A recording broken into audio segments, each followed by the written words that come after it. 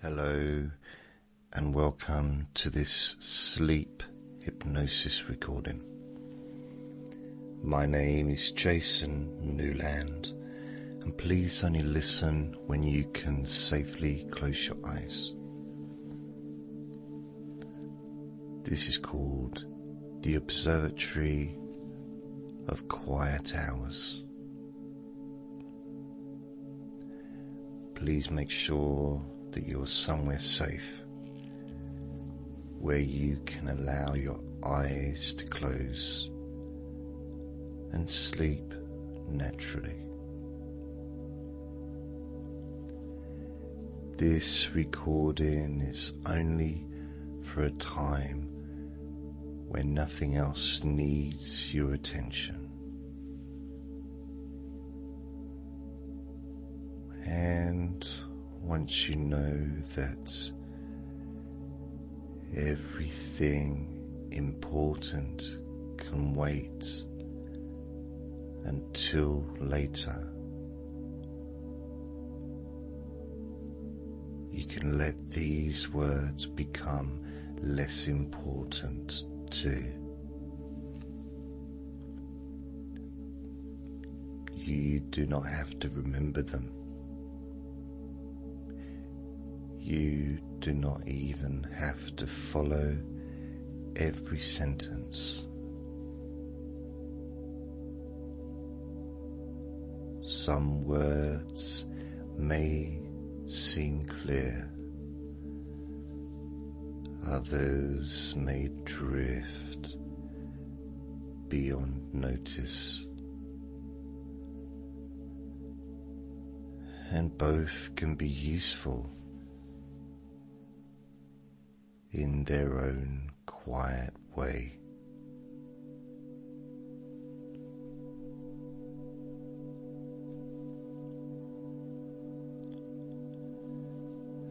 There is nothing you need to make happen now.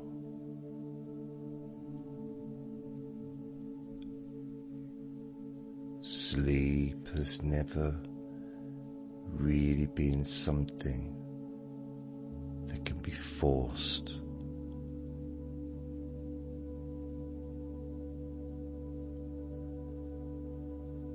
It is more like the night arriving over a landscape.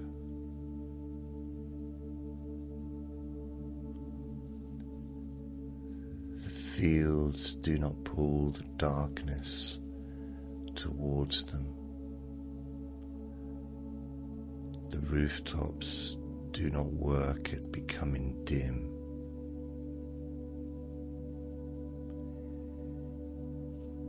Evening simply changes what can be seen, one small degree at a time, until the whole world has entered a different kind of light.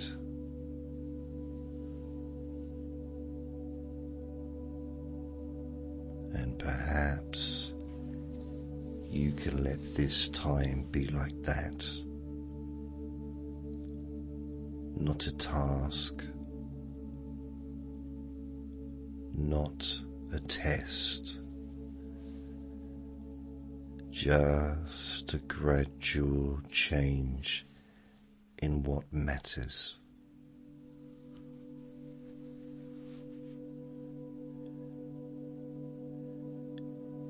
You may already be aware of the surface supporting you,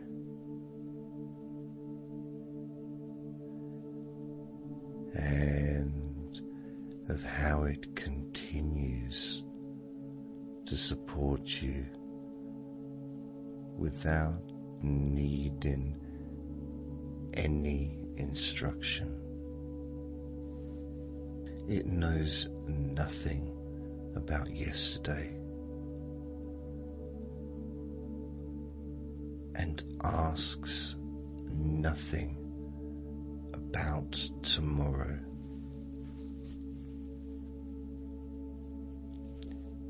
it simply holds the weight that is given to it.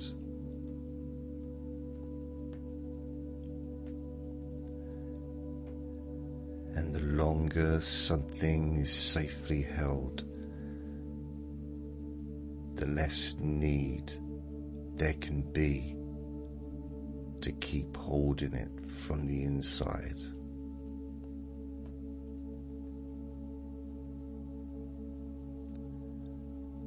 Some part of you may begin to understand that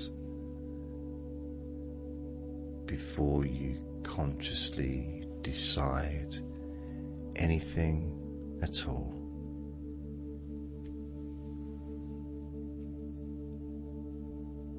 There may be sounds nearby or further away. A sound may appear and disappear, and the quiet after it may seem a little more noticeable.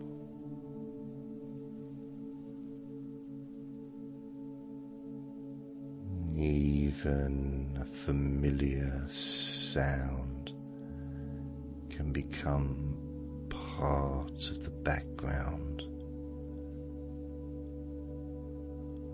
like a small light in a distant window that does not require a visit. You can know it is there and remain exactly where you are.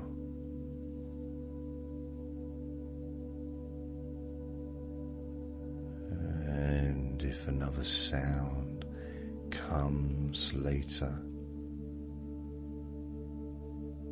that too can mark how much less there is for you to do.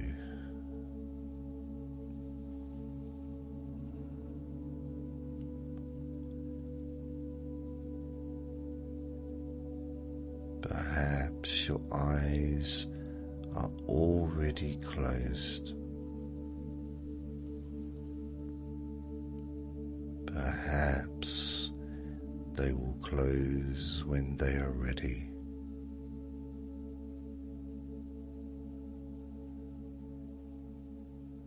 They can remain as they are while the muscles around them begin to forget the little expressions of the day.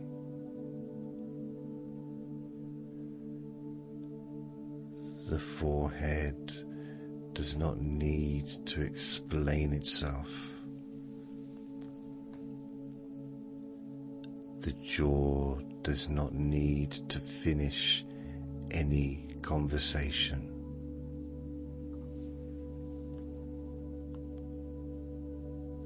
The tongue can be still without having the last word.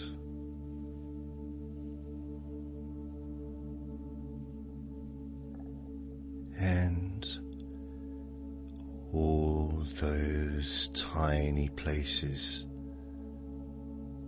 that have been faithfully waiting for permission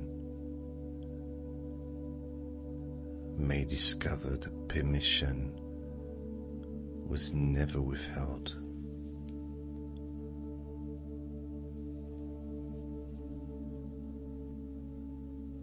Sometimes the mind becomes quiet first, and the body notices. Sometimes the body settles first, and the mind follows later.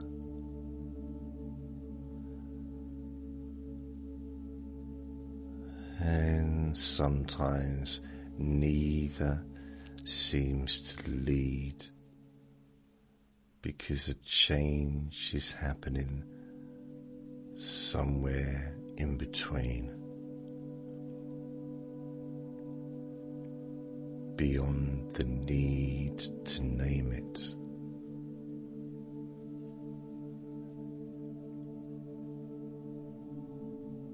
Whichever way your system chooses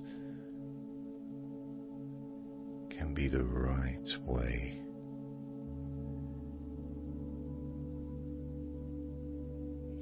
You can drift because you notice comfort, or notice comfort because you have already begun to drift.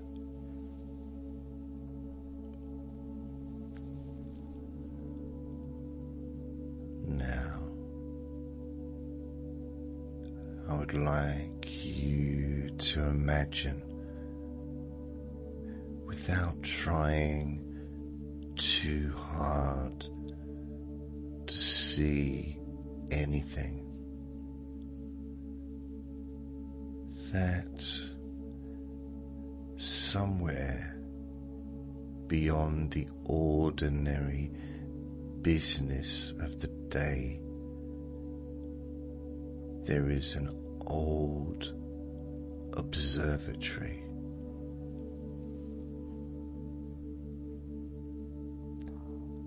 It stands on a gentle hill where the roads become narrow and the houses become few.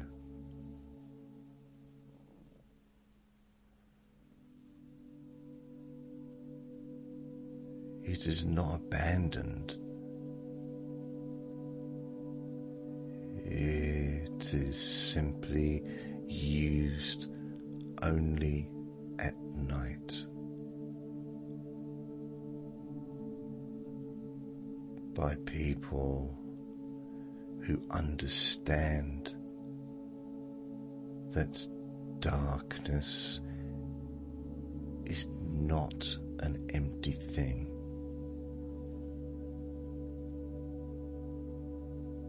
Darkness is what allows certain distant lights to become visible.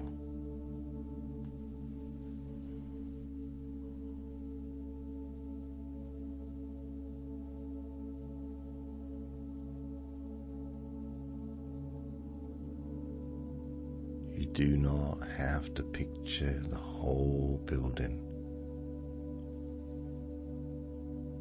A sense of it is enough.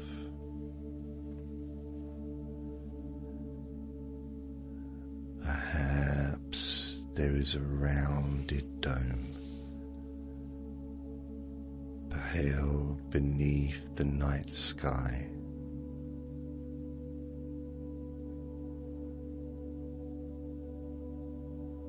Maybe a small amber lamp beside the door.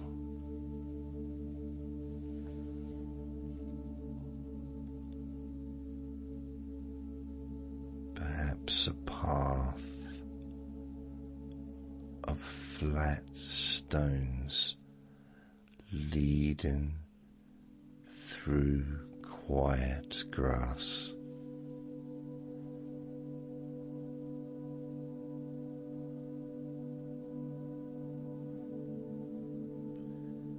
The details can choose themselves, and the ones you do not imagine can remain peacefully unknown.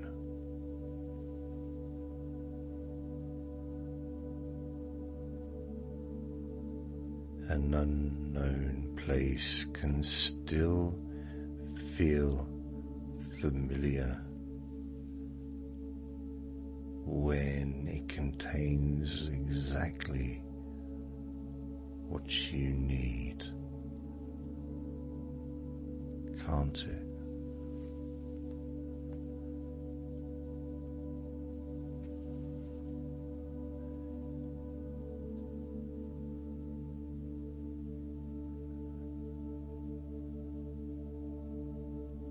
And you may find yourself near the beginning of that path with no need to decide how you arrived.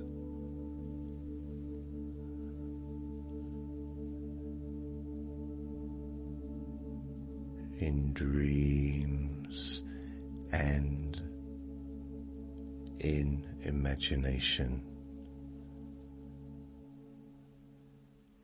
a journey can begin after the traveling is already complete.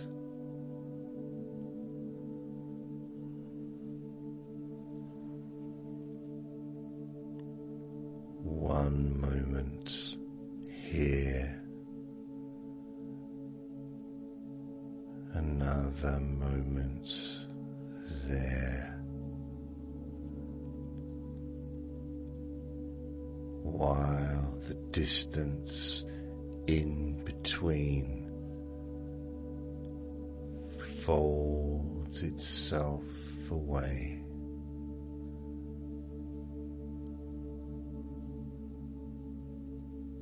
The hill is gentle. The air is comfortable. The door ahead is neither near nor far because you have all the time. That no longer needs to be measured.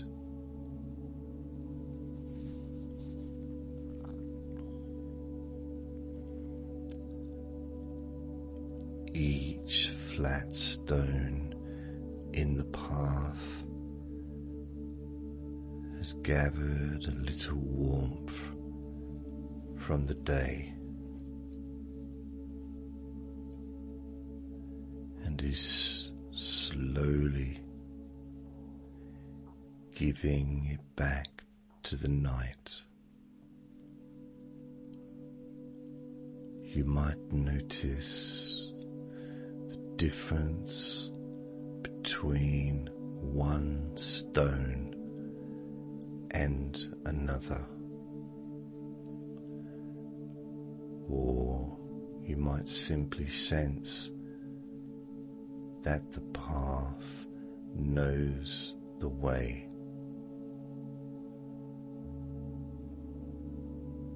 You do not need to count your steps.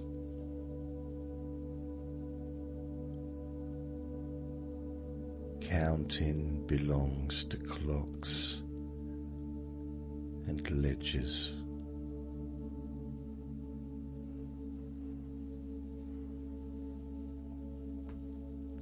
And this place keeps a different kind of time.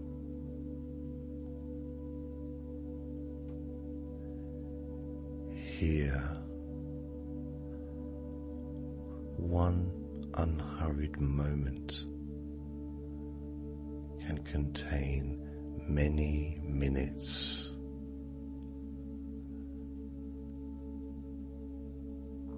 And many minutes can pass like a single quiet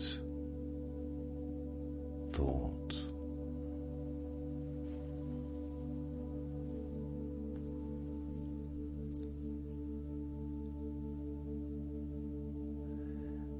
There are grasses at the side of the path, barely moving.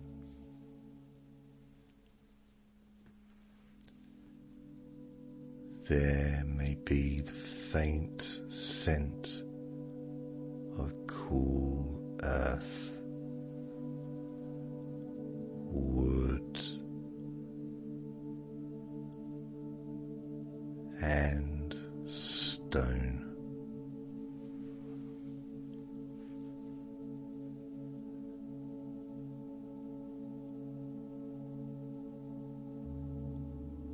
Above the observatory,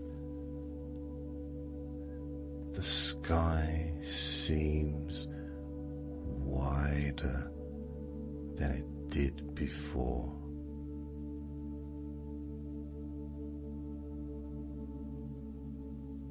It does not ask you to understand its distance.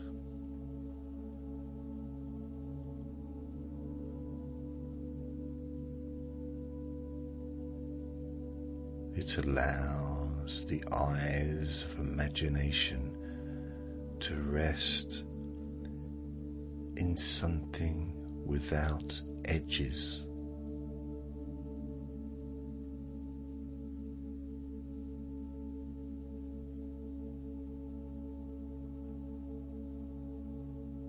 And when attention rests in something vast, the smaller concerns of the day can become small again, returned to their proper size. As you approach the building, you may notice a brass plate beside the door.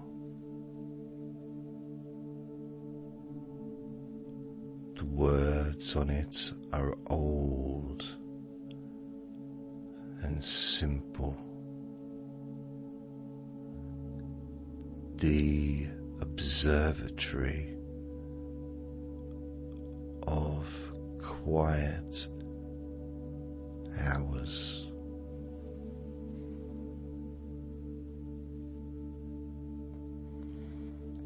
Beneath them, in smaller letters, there is a message that seems meant especially for whoever arrives late and tired.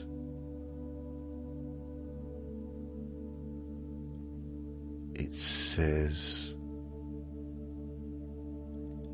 nothing needs to be solved before entering.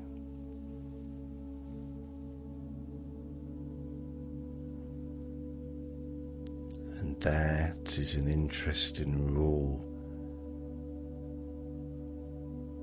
because it means you do not have to prepare yourself to come inside.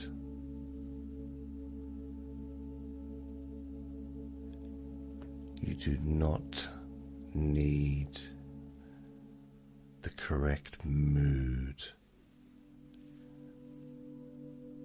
You do not need a perfectly empty mind.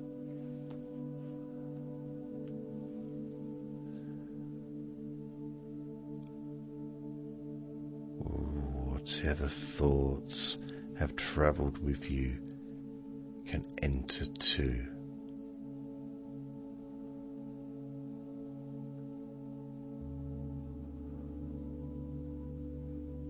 A place designed for quiet would know what to do with noise.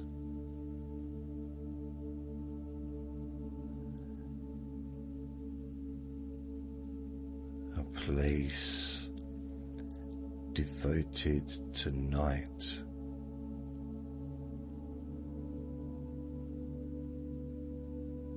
Would not be surprised by wakefulness.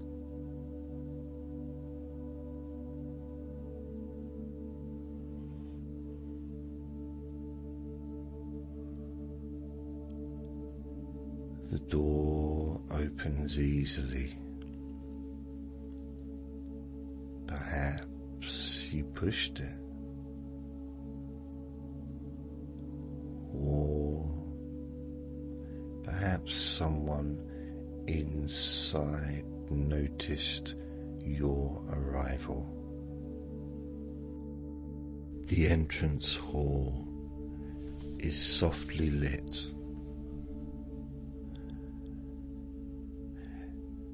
And the first thing you become aware of is how still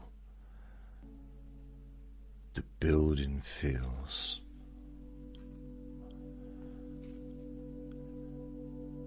Not lifeless, not frozen. It has the patient stillness of a library after closing, when all the books remain full of words, and yet none of them needs to speak.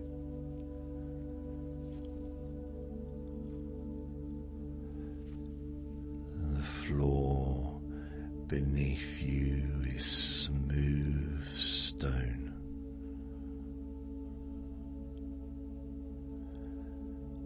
The walls are lined with dark wood.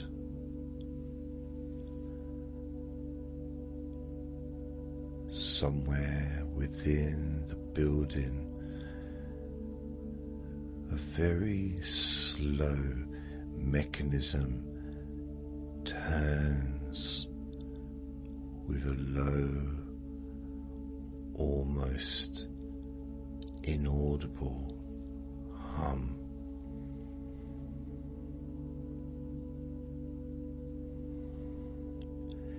It may be rotating the great dome overhead.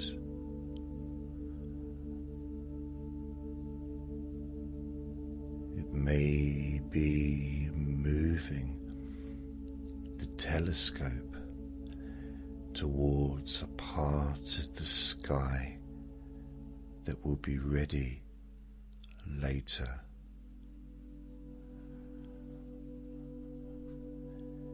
You do not need to know. It is comforting when something useful continues in the background without conscious supervision.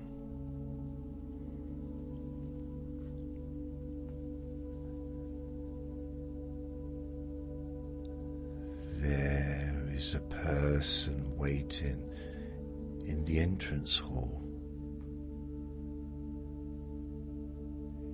You cannot quite decide whether this person is old or young.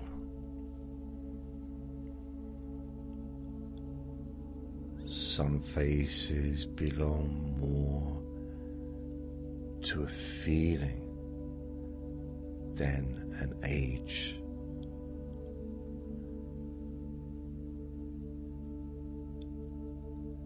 The observatory keeper wears a comfortable coat and has the unhurried manner of someone who has never once argued with the night.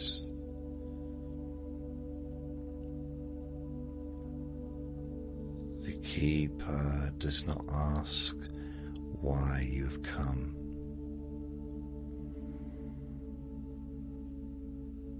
There are places where your arrival is already the answer.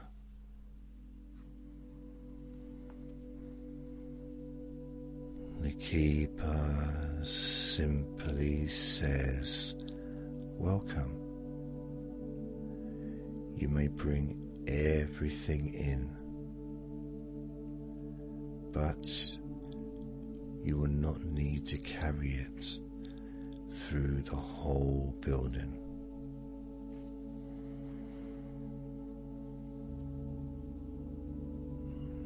And perhaps those words make sense immediately, or maybe their meaning can unfold later, while another part of you understands in advance.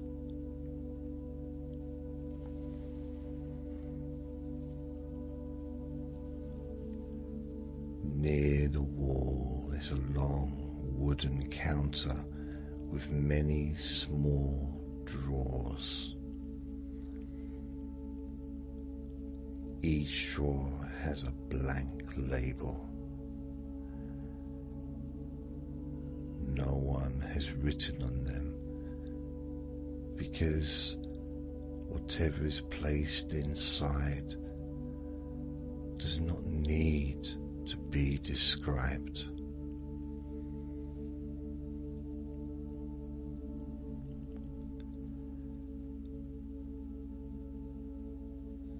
The keeper gestures towards the first drawer and says, "This one can hold all the unfinished conversations."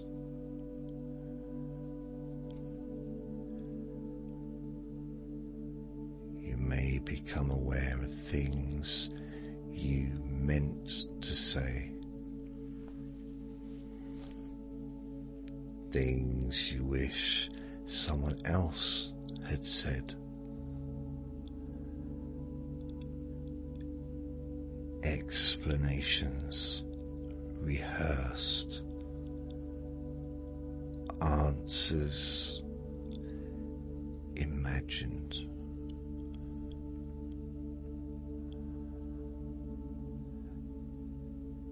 And sentences that continued long after the actual conversation ended.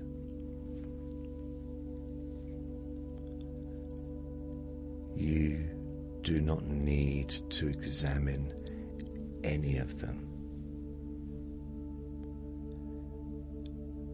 There is no need to open the envelopes to know they can be put away. The drawer is deep enough.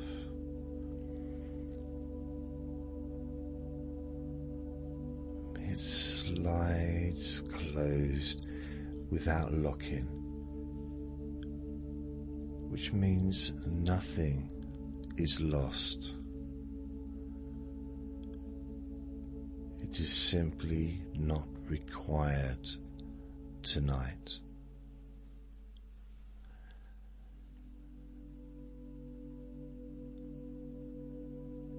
The next drawer is for decisions that do not belong to this hour.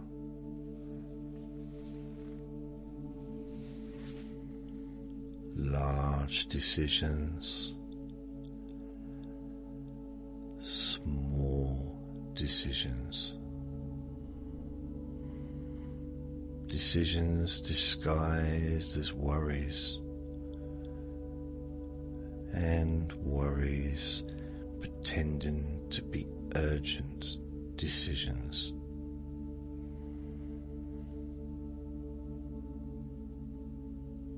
The keeper has seen them all before.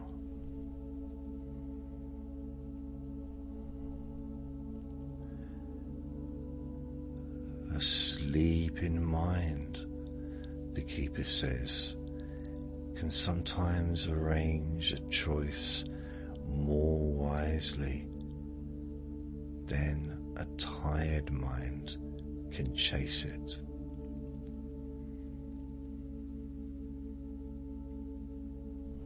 So perhaps those decisions can rest there. You'll still be capable of choosing when the proper time comes.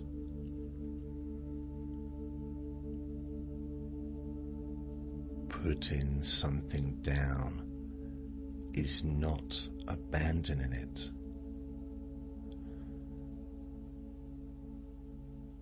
A musician puts down an instrument and remains a musician.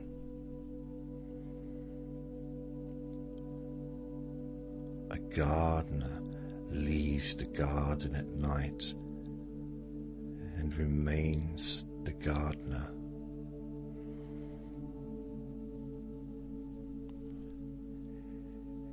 You can stop working on a problem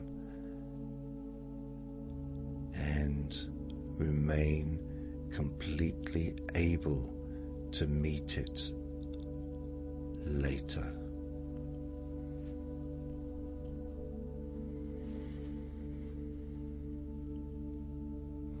Another drawer is for the things you cannot control. It is the largest drawer. Though from the outside it looks no different from the rest.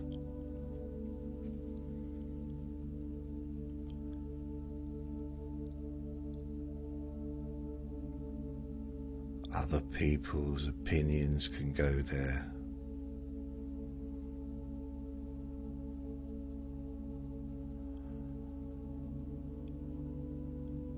The past can go there.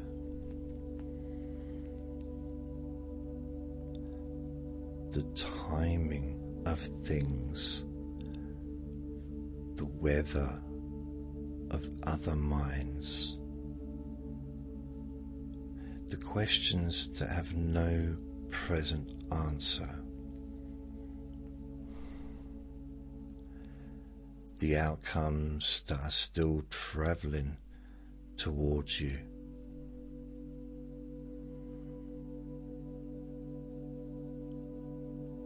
The drawer accepts them all without becoming heavy.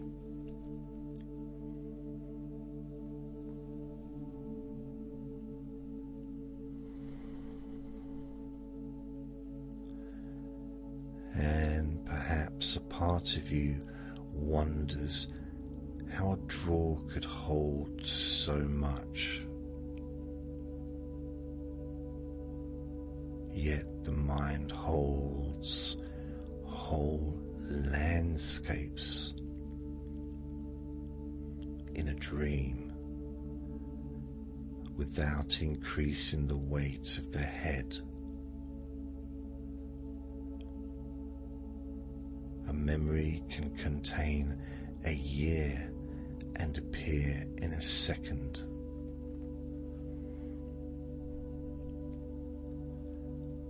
Space behaves differently inside experience.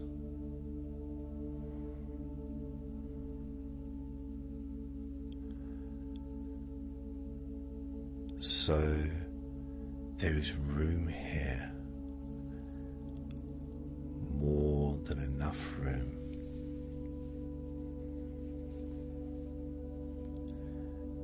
And as each thing is placed beyond immediate reach, your own inner space may quietly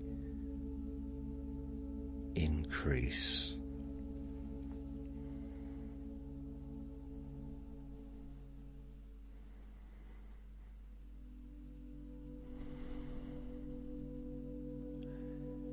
There is a draw for responsibilities that have been completed. This one matters because the mind can continue carrying a duty even after it is done. It may replay the effort, inspect the result, or search for some final permission to stop.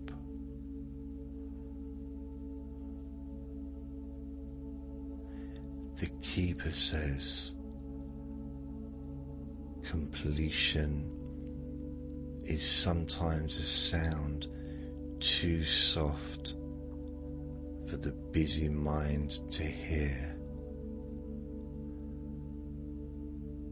Let the night hear it for you.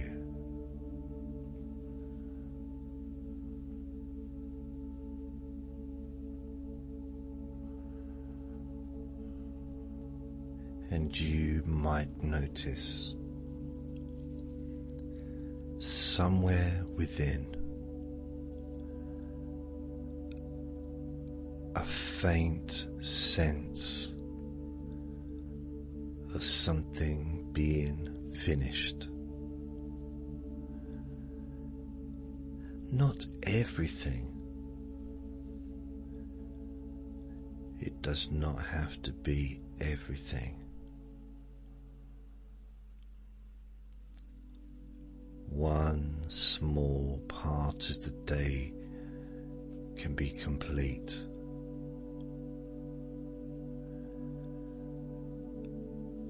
One effort can be enough. One hour can close its door, and then another.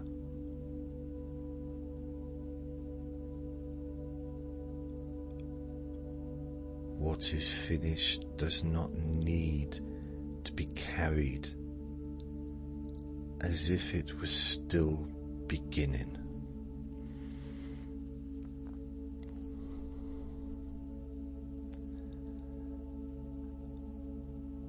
The last drawer has no stated purpose. The keeper explains that it is for anything else. A feeling without a name, a restless fragment of energy, an image that keeps returning.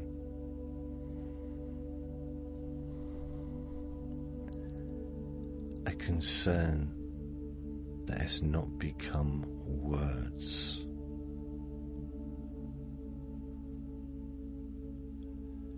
Even the effort to fall asleep can be placed inside that drawer.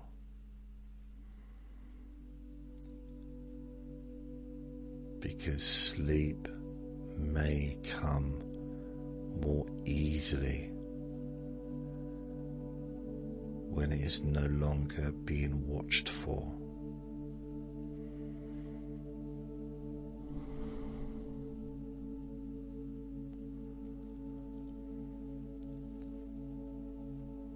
You can imagine setting that effort down now.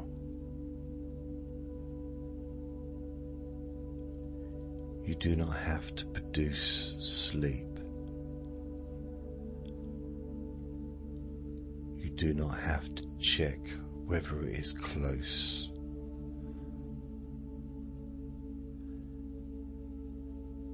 The night does not need supervision.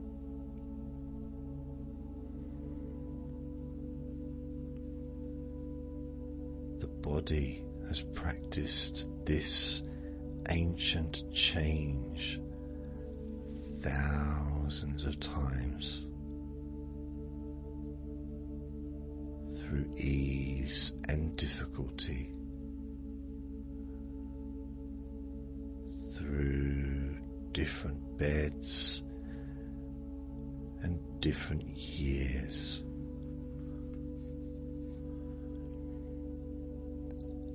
It knows more about sleep than the conscious mind could ever explain.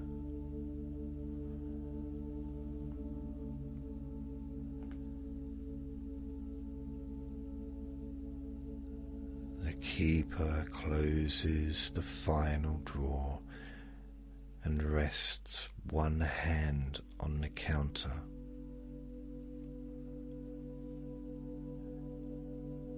Everything will remain available in the morning. Comes the reassurance. But it will not necessarily be arranged in the same way. Some things may seem lighter. Some may have joined with a new understanding.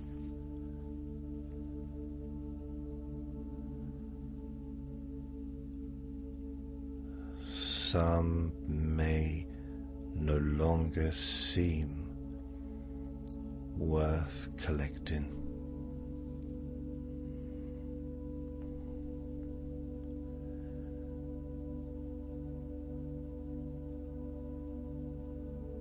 That seems fair.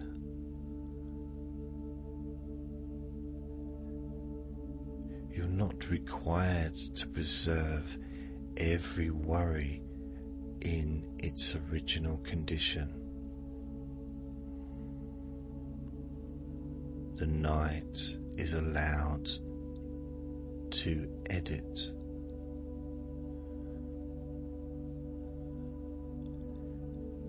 It can soften an edge,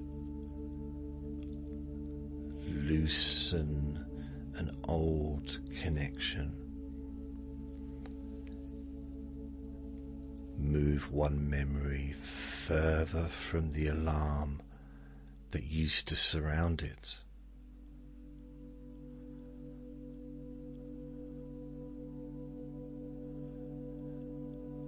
Learning can continue without effort, and the mind can update an old expectation when the present becomes safe enough to teach it something new.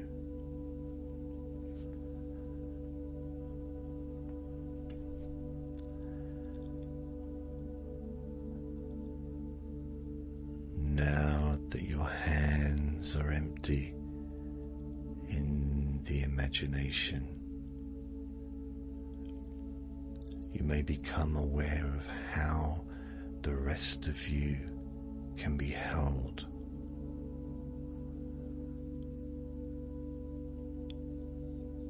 The back can discover the shape beneath it.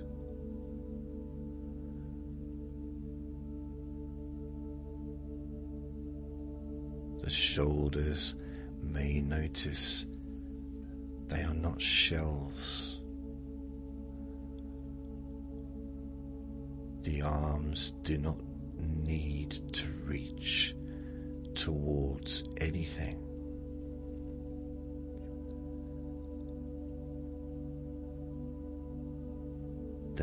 blinds can remain open or closed, warm or cool.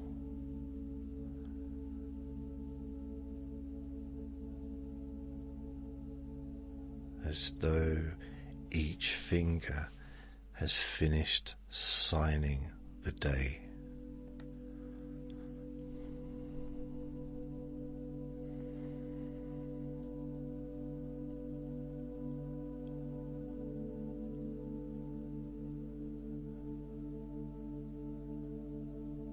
Your legs have carried you through enough.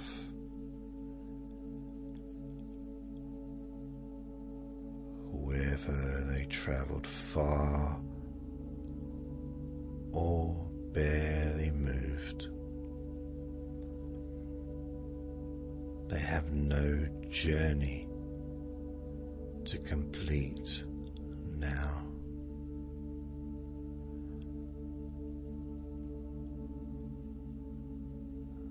The muscles can give up their map of the room. The feet do not need to know where the floor is.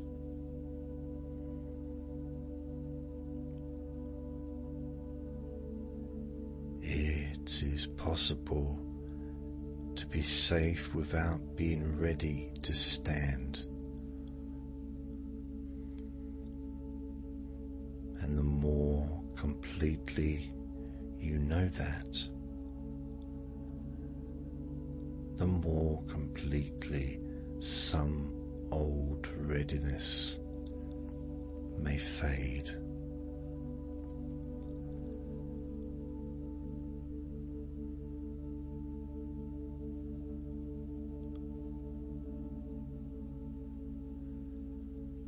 The keeper turns towards an inner doorway.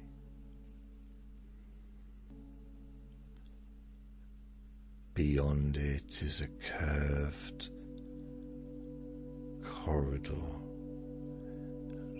leading gradually upward through the observatory.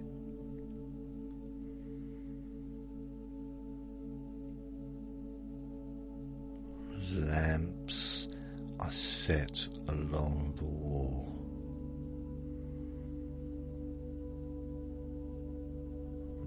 Each one dimmer than the one before.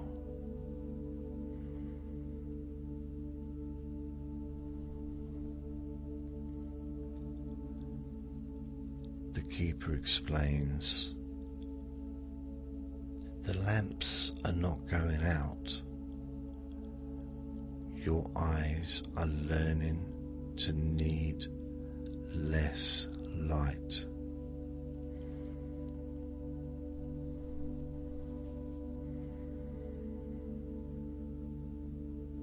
And that is how many changes happen. Not by removing something, but by needing it less.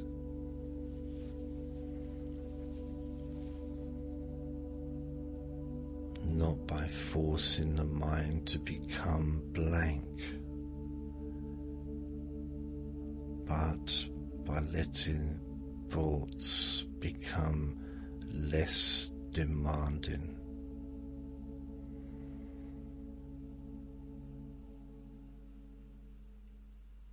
Not by defeating wakefulness, but by discovering that wakefulness no longer has a job.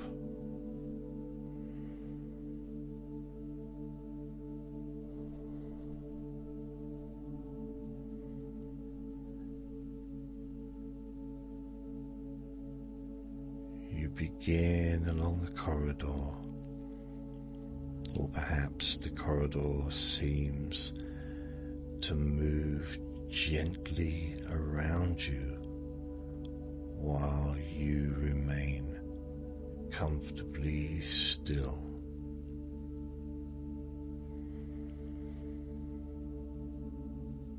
Imagination has that freedom.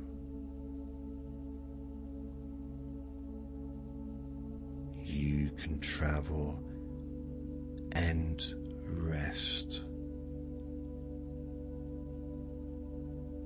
at the same time. You can listen and stop listening. You can know where the story is going and be pleasantly surprised when you arrive somewhere else.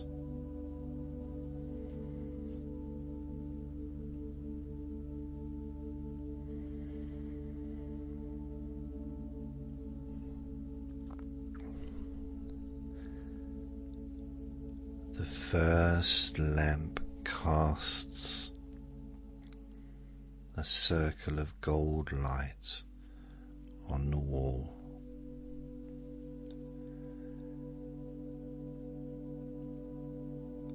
Within that circle, you can see a small framed picture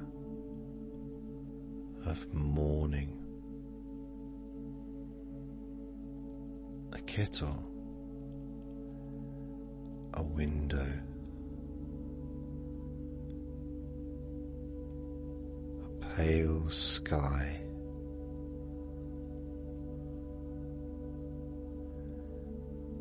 something ordinary waiting in its proper place.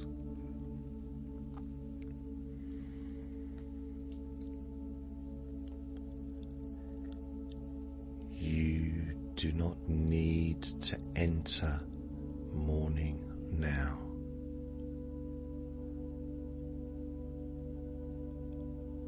It has been safely placed on the other side of sleep.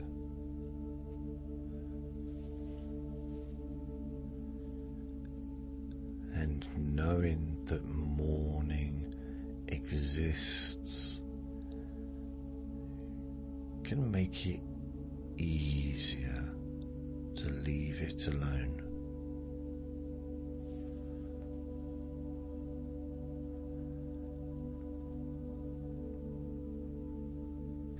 The next lamp is a little dimmer.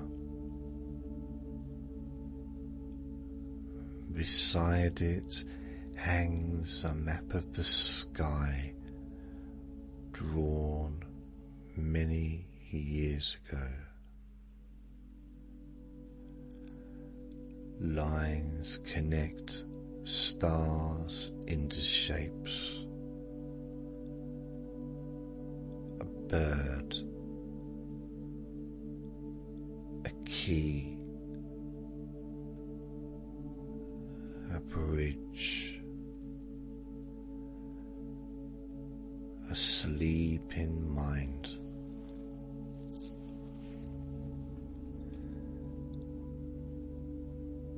The lines are not really present in the sky,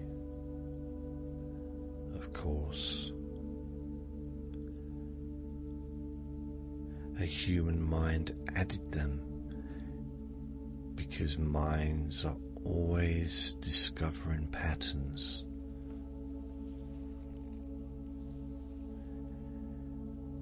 And if a mind can create a pattern,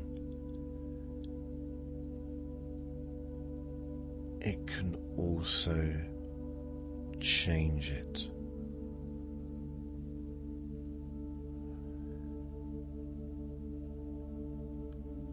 It can stop connecting this moment with an old difficulty.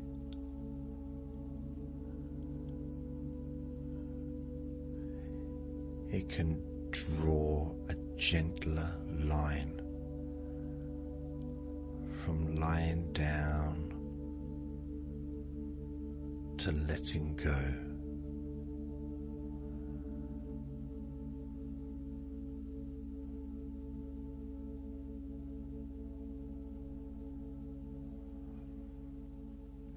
From listening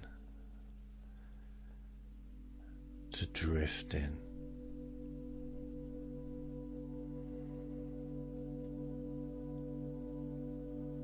From darkness to safety.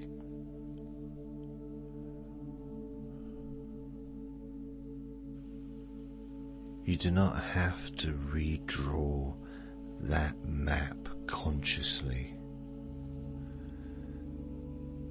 The part of you that learned to recognize a face, understand a word, or find your way home did not need a lecture for every tiny adjustment. It learned through experience, repetition, relevance, and time.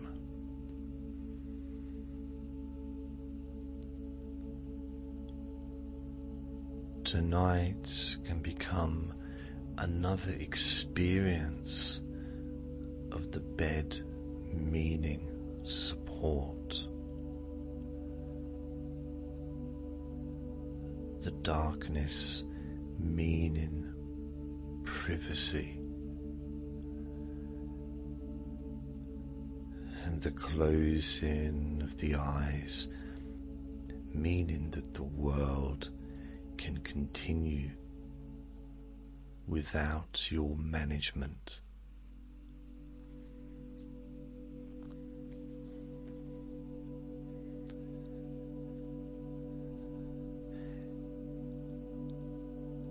At the third lamp, the corridor curves,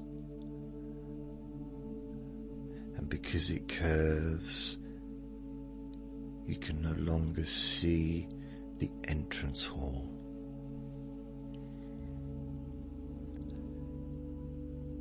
You know it is behind you, yet it has disappeared from view.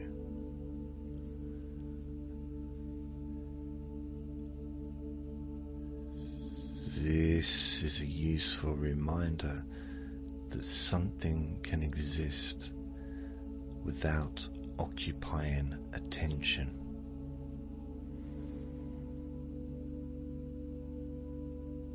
The drawers are there. Tomorrow is there.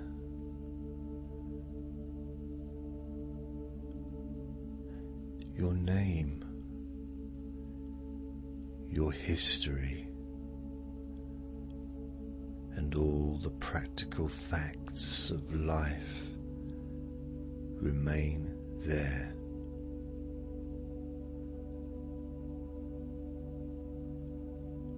You do not need to keep looking at them to keep them safe.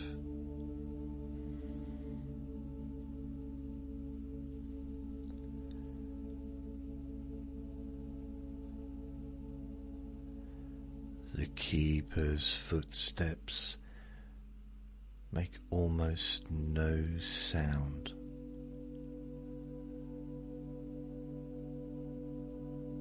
Perhaps you are following.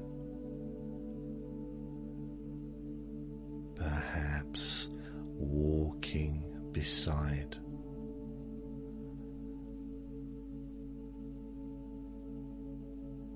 Maybe being guided by a voice that seems to come from a little ahead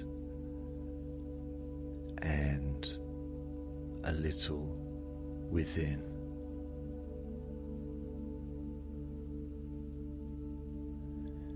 There is no correct speed, the keeper says.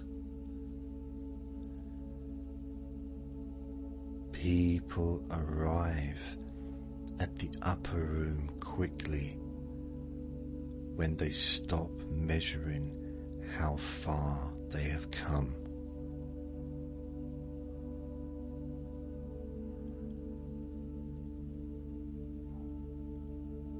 So you can stop measuring.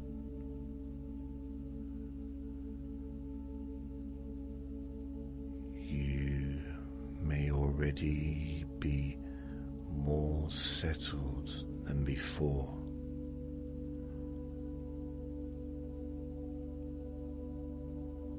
Or you may simply be less interested in deciding.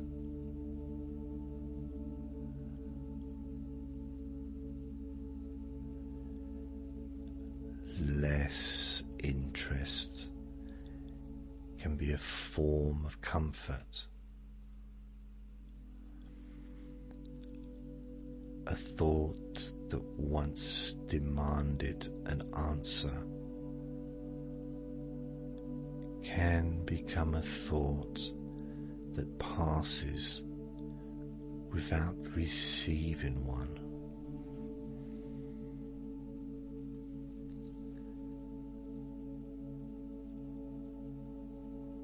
And every unanswered thought can learn that it's still safe to pass.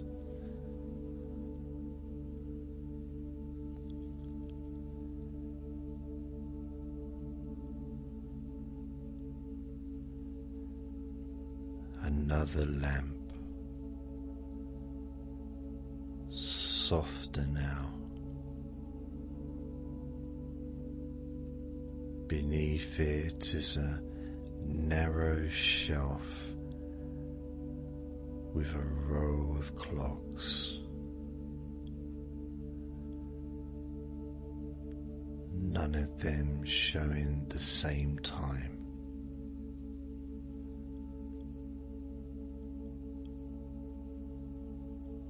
One of them has stopped just before midnight.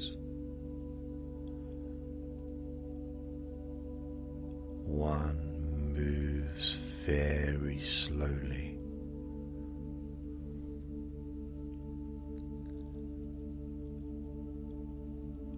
One has no hands at all.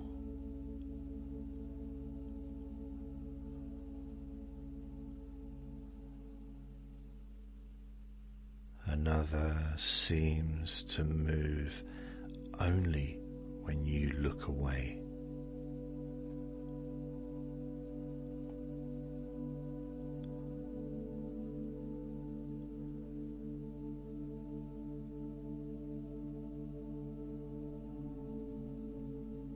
The keeper smiles as though this is exactly how the clocks are meant to behave.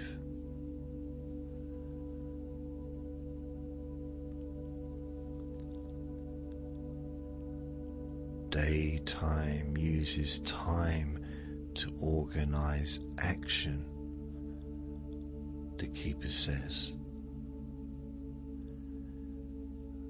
Nighttime uses time to dissolve it.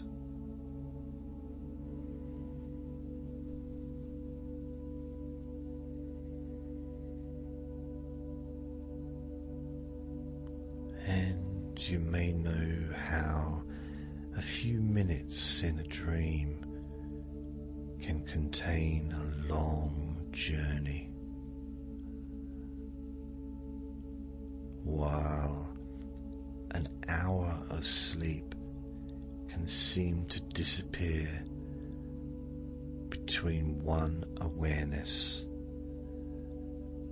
and the next.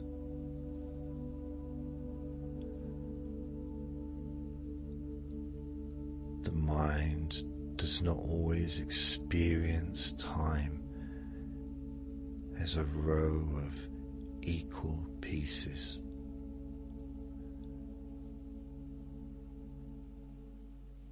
It can spread one soothing moment wide enough to rest inside and fold a long stretch of night so neatly that morning arrives without having crossed the distance consciously.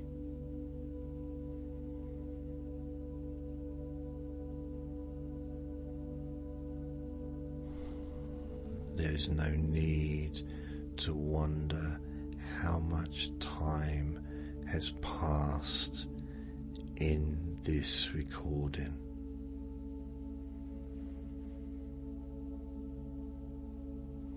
There is no need to know which sentence you are hearing.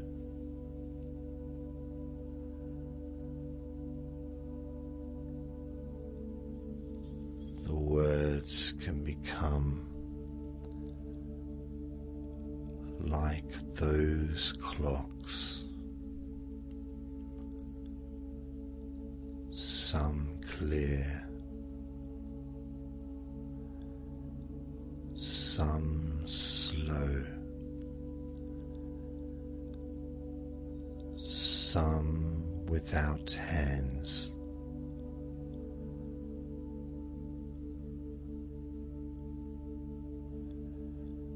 What matters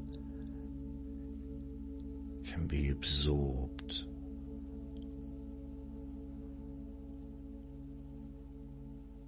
and what does not matter can fade before it reaches the place where meanings are kept.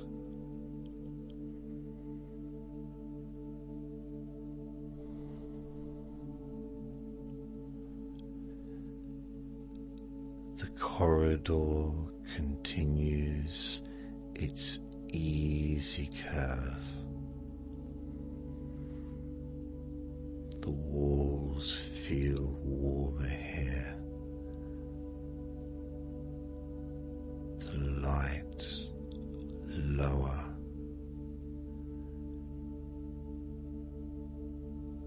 The air is still.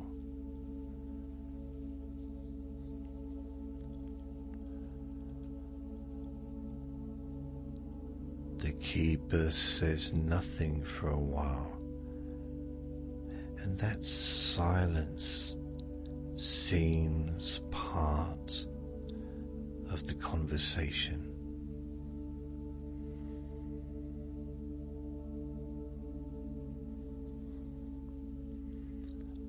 You are allowed to have spaces inside the words.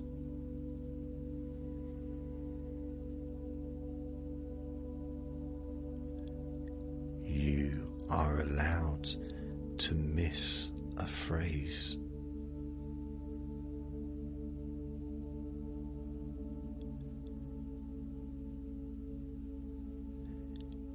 You are allowed to drift so far from the sound of the voice that the next thing you notice is not knowing how long you were gone.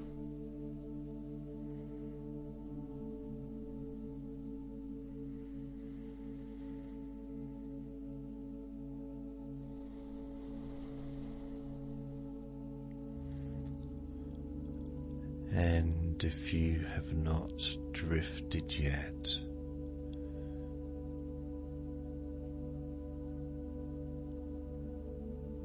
you can remain curious about the exact moment when you will cease to care.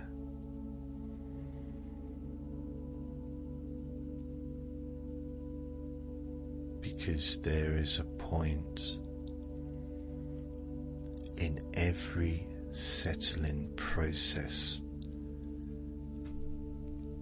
when observation becomes participation.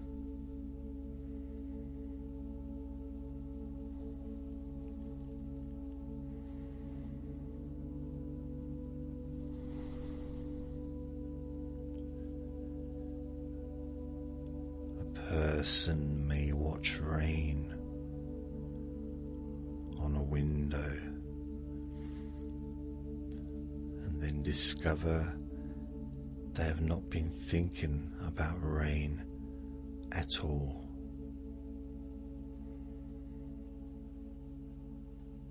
Someone may listen to music and suddenly realize the music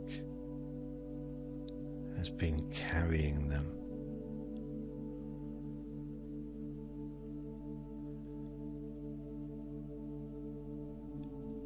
You can listen for sleep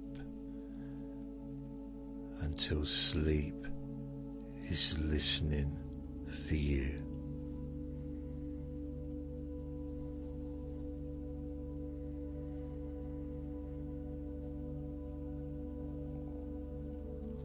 At the final lamp, the keeper pauses beside a small arched door. The light there is blue-grey, like the last colour left in the sky after sunset.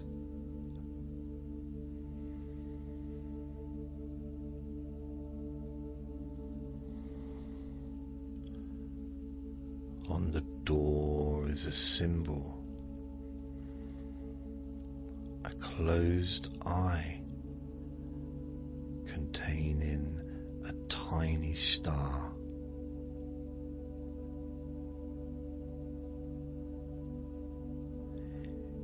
You've never seen it before, and yet it may seem like something remembered.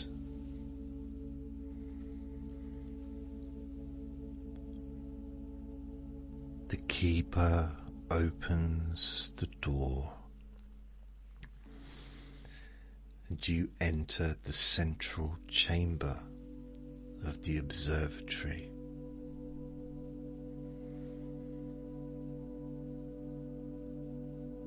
The room is large and circular.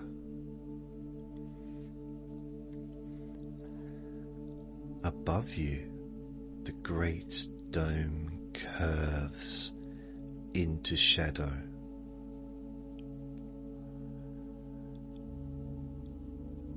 A wide opening reveals a strip of night sky.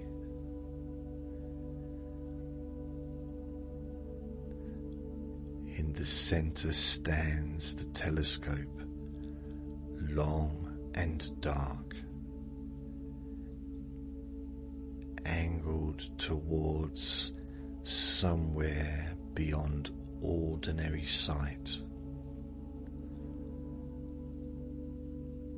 Around the edge of the room are deep stairs, low tables, shelves of notebooks, and one broad couch placed exactly where a tired visitor would hope to find it.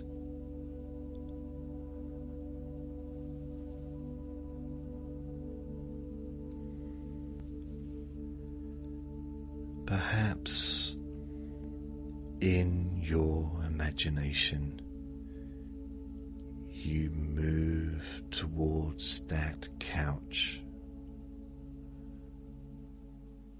Perhaps it moves towards the shape of you.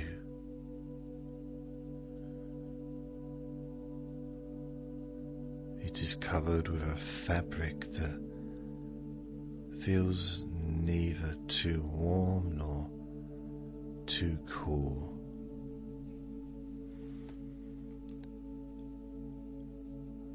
When you settle there, it accepts your weight immediately.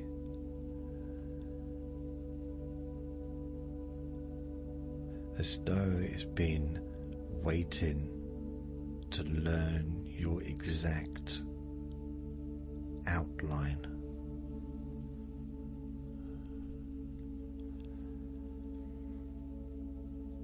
And the support beneath your real body may become mixed with the support beneath the imagined one.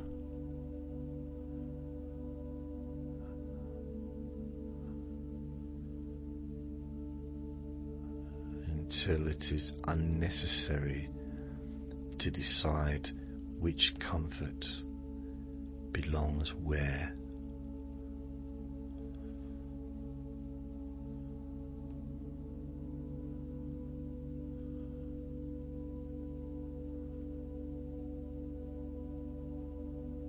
The keeper places a folded blanket nearby.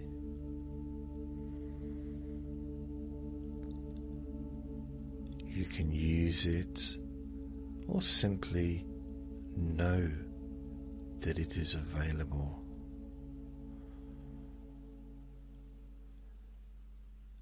Sometimes comfort deepens merely because choice is present. You can be covered or uncovered. You can hear the next words or let them pass. You can follow the sky or allow the sky to follow you. Every option leads away from effort.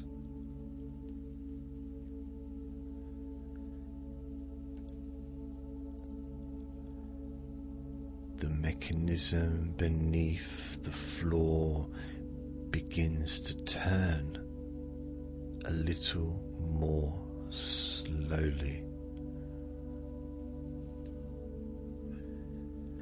A soft vibration travels through the room, too gentle to disturb anything.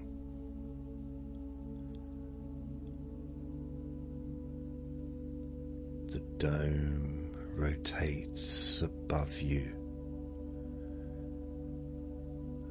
moving the opening across the sky.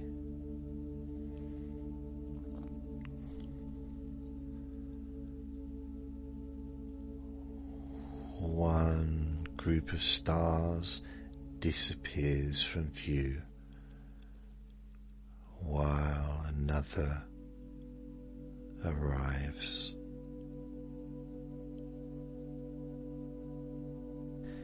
There is no loss in that. The sky remains whole even when only a small part is visible.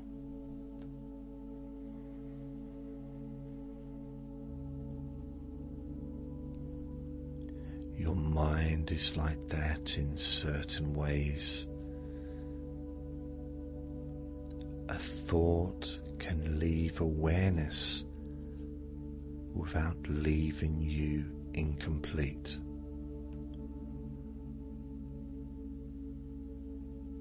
A memory can move beyond the opening.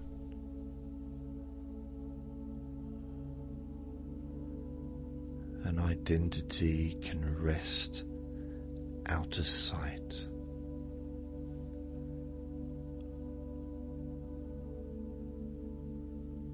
You remain whole while knowing less,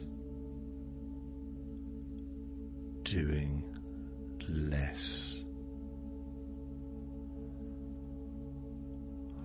holding less.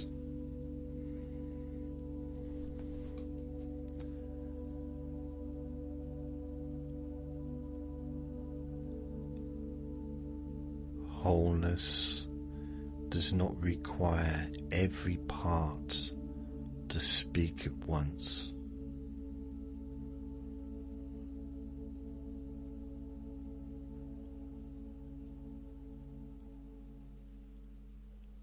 The keeper sits in a chair some distance away and opens an old notebook.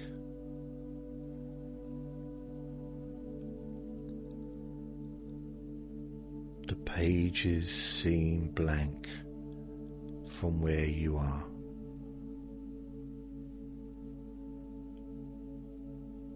Yet, perhaps they contain writing too faint for another light.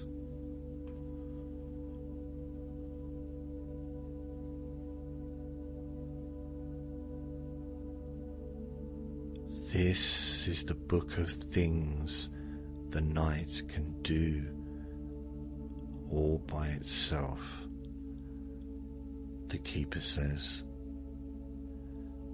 Most people never read it because reading it would keep them awake.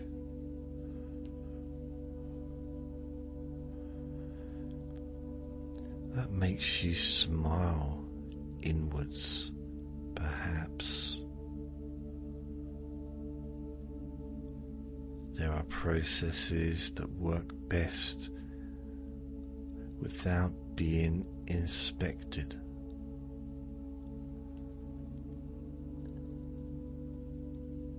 The seed does not need to know the name of each change beneath the soil.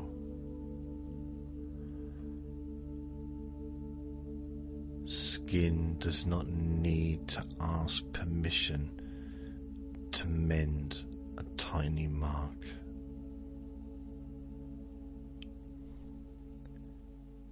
The mind can sort, compare, connect, discard, rehearse, and restore, while the conscious part goes elsewhere.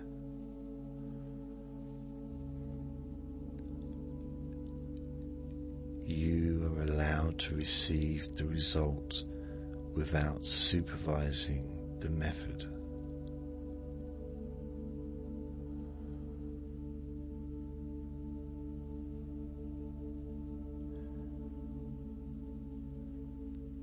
The keeper turns one blank page and says, "Tonight the observatory is studying the distance between one thought and the next."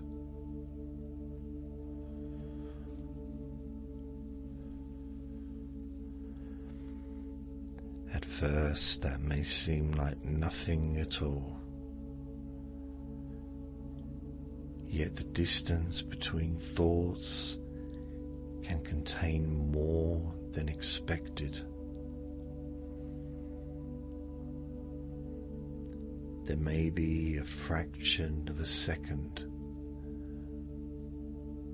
where no sentence is being formed. A small open space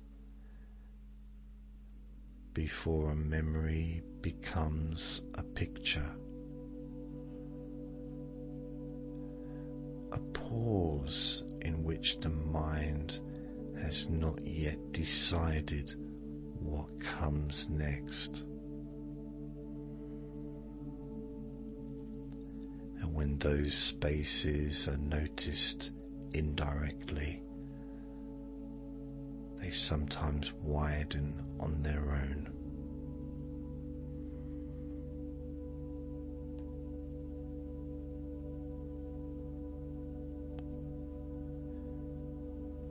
You do not have to push thoughts apart.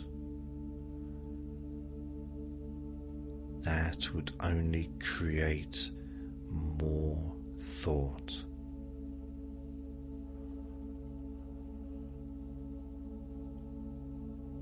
You can let each one complete its small arc, like a faint meteor crossing one corner of a very large sky. The sky does not chase it. The sky does not need to remain it. It appears, changes, and is gone, while the darkness around it stays quiet and wide.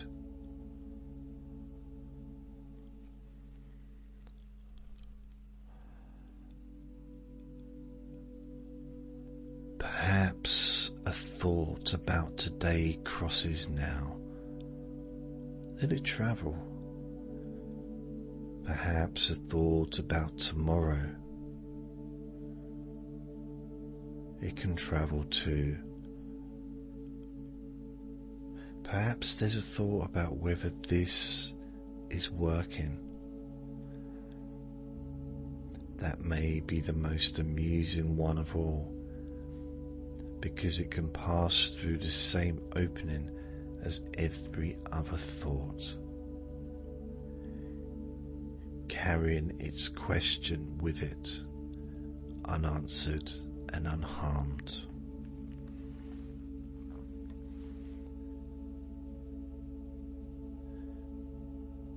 The telescope turns by a degree so small that you do not see the movement. You notice only that it is pointing somewhere new. Many useful inner changes are like that. You do not witness the adjustment. You simply discover later that you are responding differently. A familiar trigger is further away. A new choice appears soon.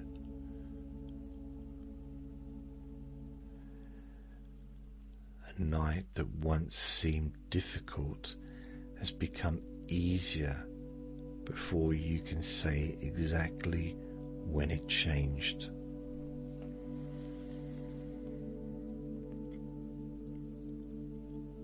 The keeper explains that the telescope does not bring the stars closer. It changes the amount of detail that can be received. And you may wonder whether rest does something similar. It does not have to remove the world. It changes what is admitted, what is softened, what remains at the edge, and what can wait outside the field of attention.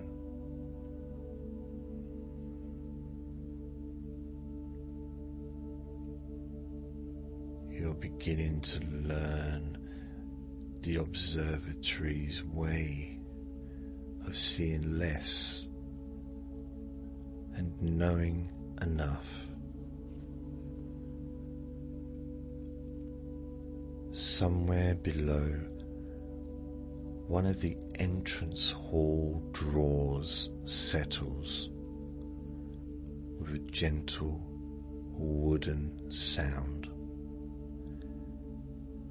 Perhaps an old concern has shifted into a more comfortable position.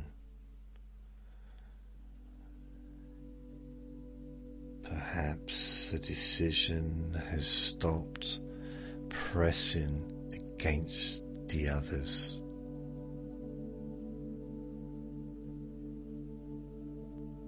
You do not need to go back and check. The sound can mean that the system is working.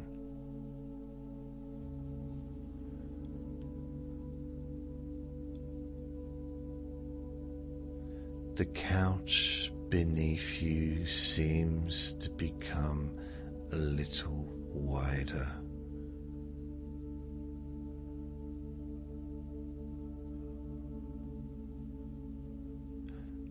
Or you become less concerned with your edges.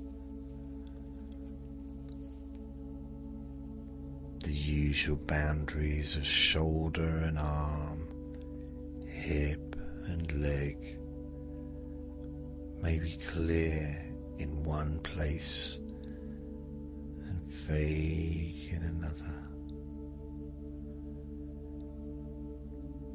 A hand can feel present without requiring a precise location.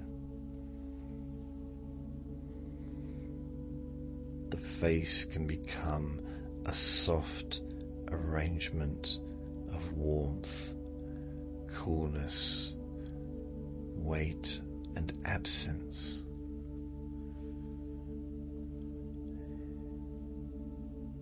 And when the body no longer has to report every detail, it can return to the privacy of sleep.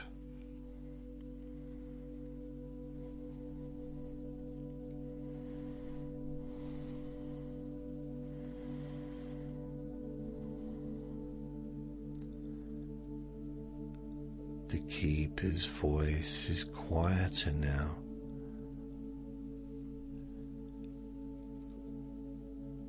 There was once a map maker who came here every night. The keeper begins, because he believed the sky was unfinished.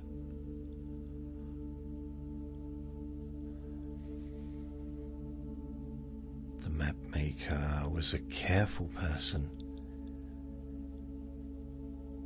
He had drawn coastlines, roads, boundaries, and paths through forests.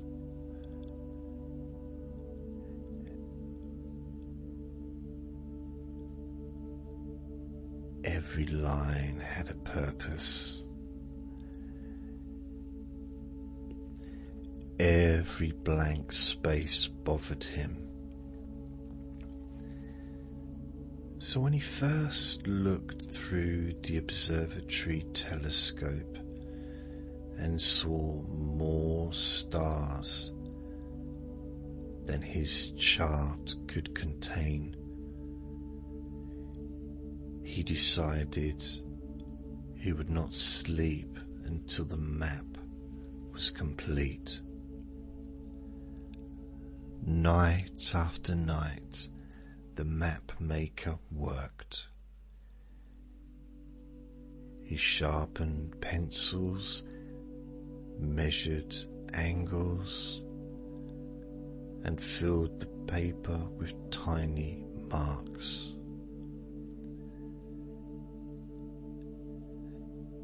Yet, each time the telescope moved, more stars appeared. Some were too faint to be certain. Some seemed to change. Some could be seen only by not looking directly at them.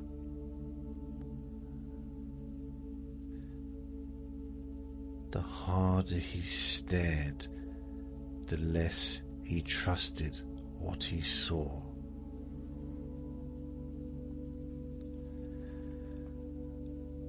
One evening, the old keeper of that time watched him erase the same section for the 7th time. The keeper asked, "How will you know when the sky is complete?"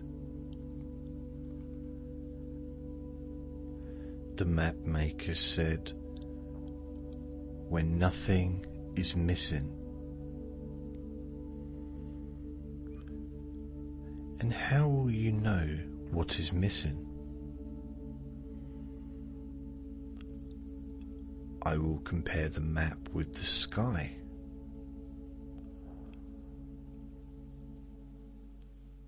"All of the sky?"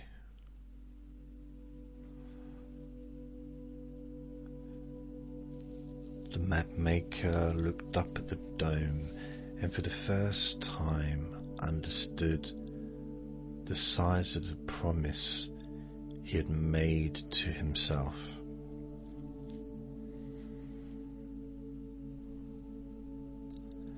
The keeper gave him a fresh sheet of paper.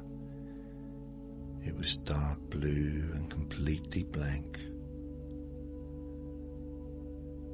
"This," said the keeper, "is the most accurate map of night we possess."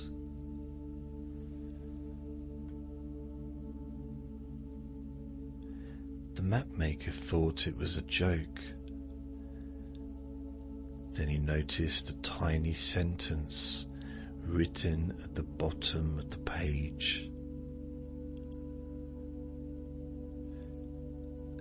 "Enough is visible for now."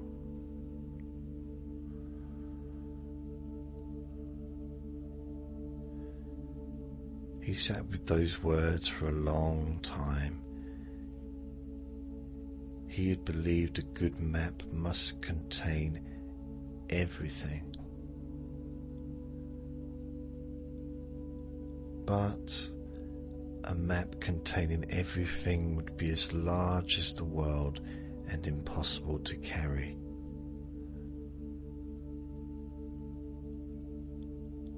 The purpose of a map was not to hold the whole landscape. It was to let a traveller rest from being lost.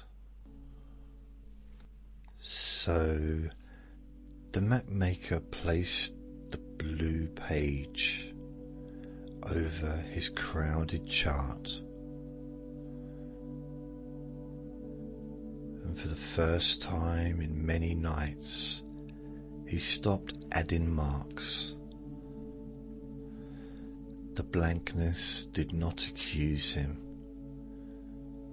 It covered the unfinished work without destroying it. And beneath that quiet blue page, the lines seemed to arrange themselves into simpler shapes.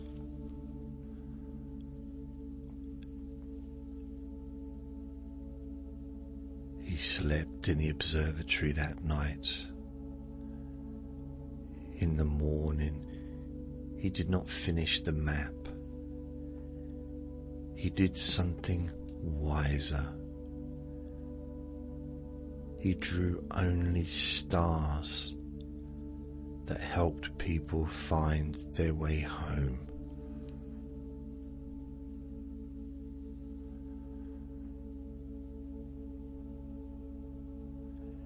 Perhaps you can understand that story in one way,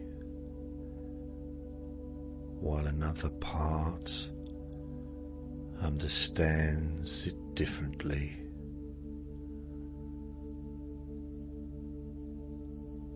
The mind may have been trying to map too much. Every possibility, every reason, every future path.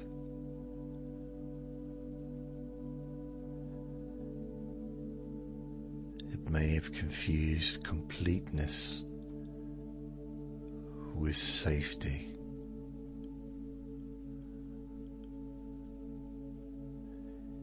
Yet, you do not need a map of the entire night to sleep through it.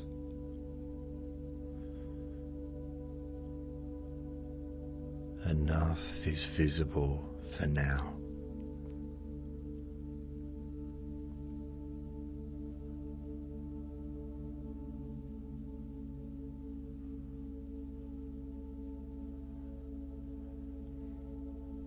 You can place an imagined blue page over the unfinished map within you, not to erase them, not to deny what matters, just to give every line permission to stop where it is.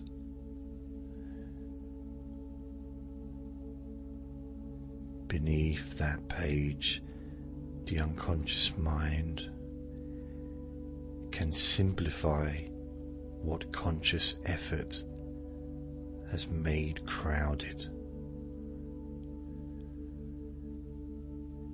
It can keep the few stars that lead home and let the rest belong to the sky. Enough is visible for now.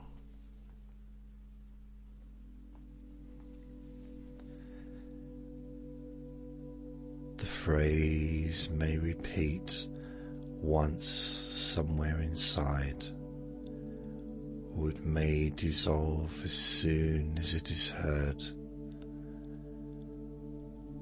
Enough is visible for now. There is no need to search the dark for proof that it is dark. No need to search for sleep once the night has already begun entering you.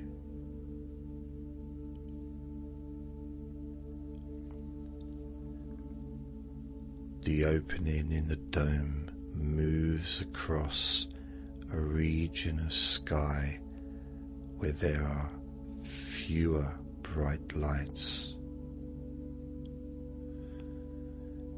At first it may almost appear empty, Then, as the eyes of imagination become accustomed to the darkness,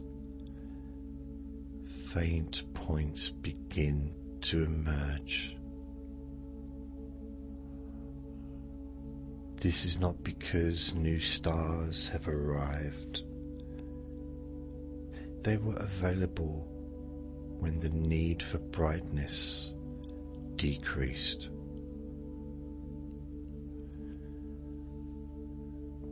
Rest can reveal quiet resources in much the same way. Patience that could not be felt during urgency,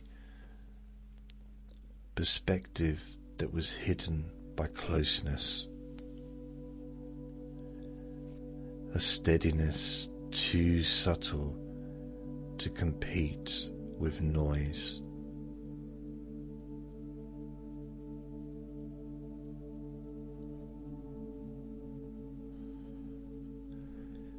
These qualities do not have to be manufactured tonight. They may become noticeable only after the louder signals fade.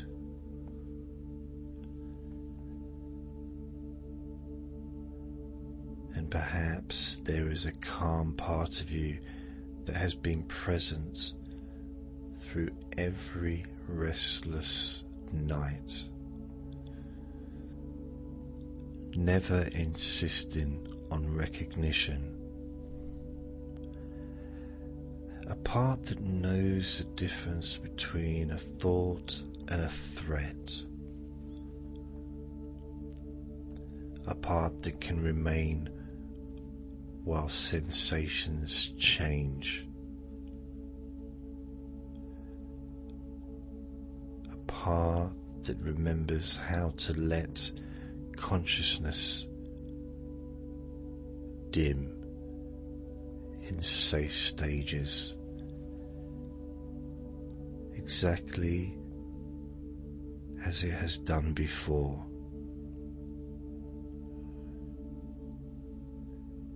You do not need to find that part. It can find the rest of you. The keeper closes the notebook. The sound is soft and final. There are no more lessons tonight, comes the voice. Only observations that can continue after the observer has gone to sleep. So perhaps the words can now become observations without an observer. A suggestion may settle somewhere without being examined. A useful meaning may remain after the sentence that carried it is forgotten.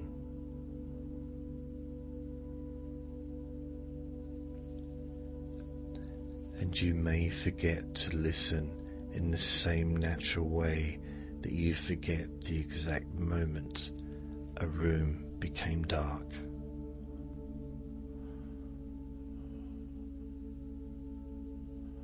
The mechanism under this observatory slows again. Each interval between its movements seems longer. A quiet turn, a long stillness, another quiet turn.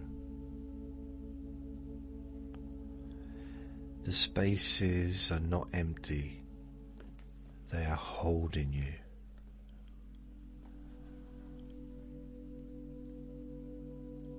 Your thoughts may begin to resemble stars seen through thin cloud, still present, perhaps, but softened at the edges. One appears and is covered. Another glows faintly, then becomes uncertain. You do not have to clear the sky. The cloud knows how to move, and the night knows how to become deep, even when a few lights remain. The muscles around the eyes can rest from looking, even within imagination. The small movements behind the eyelids can slow or wander as they wish. The jaw belongs to gravity. The neck can be supported in ways you do not need to calculate. The shoulders can lower by the smallest unmeasured amount, or simply feel as though the space above them has grown. Your arms may feel heavier, lighter, warmer, further away, or perfectly ordinary. Any of those can become a sign that you no longer need signs. Your hands can forget what they held today. The fingers can uncurl from invisible objects, invisible tasks, invisible attempts to keep control of what was never meant to be held all night. Across the chest and the center of your body, there can be room without any need to focus there. The body carries on in its own private rhythm, and you can leave it to its knowledge. Around the stomach, around the back, through the hips and legs, areas can settle in no particular order. The body does not need to perform relaxation evenly. One comfortable place can teach another without words. Perhaps the left side settles before the right, or the right before the left. Perhaps the upper body feels distant, while the lower body becomes pleasantly heavy.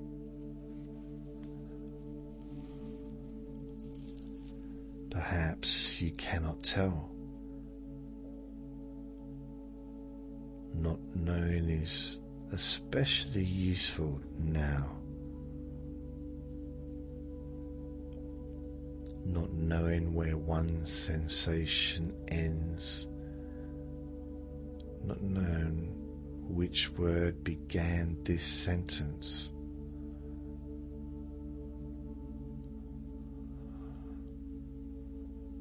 Not knowing whether a minute has passed quickly or slowly.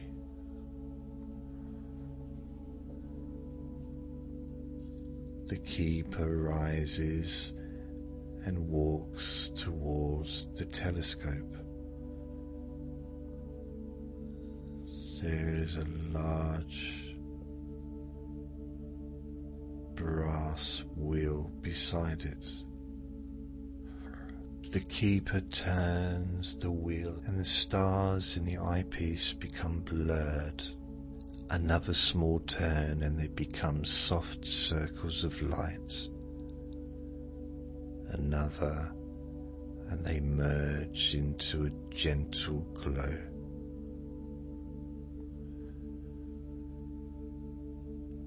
People think focus always means seeing more clearly, the keeper says. But sometimes the right focus is the one that allows details to disappear.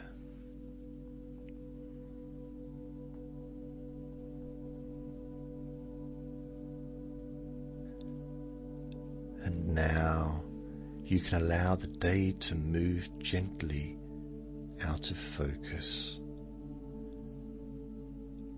Faces lose their sharpness. Words can lose their order. Places can become color without location. Anything that tries to return to clarity can be softened by another small turn of that inner wheel. Not pushed away, simply placed at a distance where it cannot require action.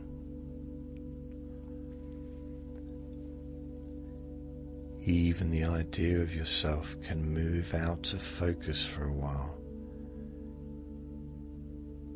You do not need to remember your age, your role, what others expect, or what you expect from yourself.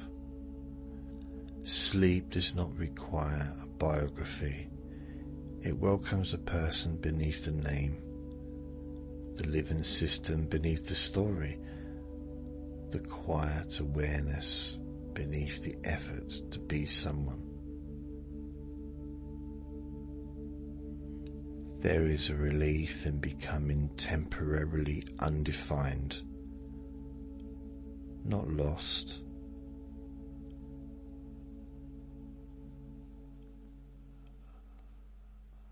Unmeasured,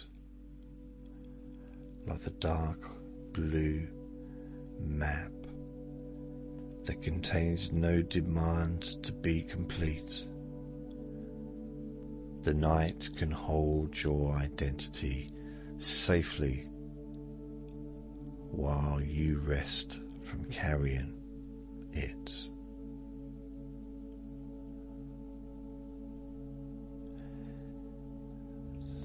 The keeper makes one final adjustment to the telescope.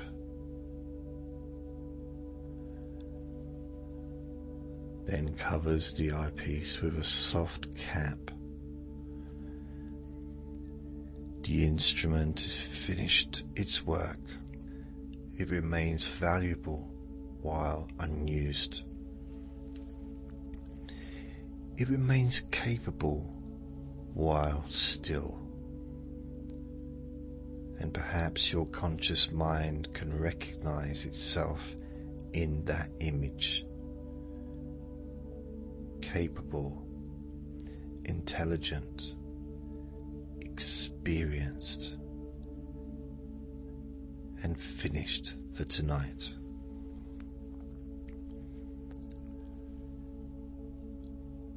There is no loss of ability in rest.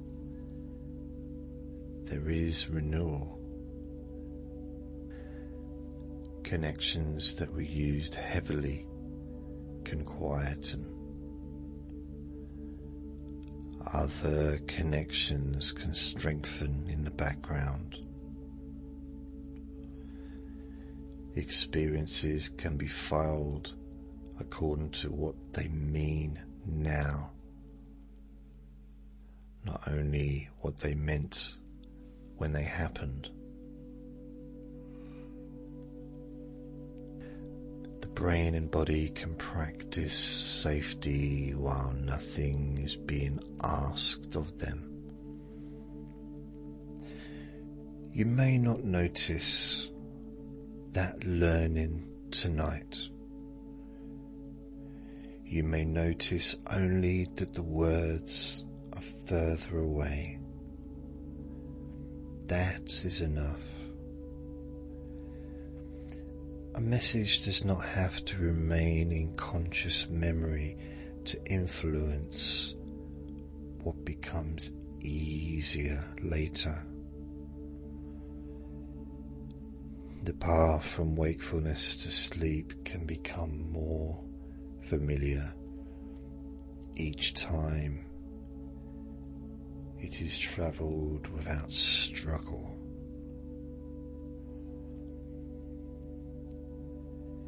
Imagine, if you like, that within the observatory there are invisible paths worn into the floor by generations of sleepy visitors.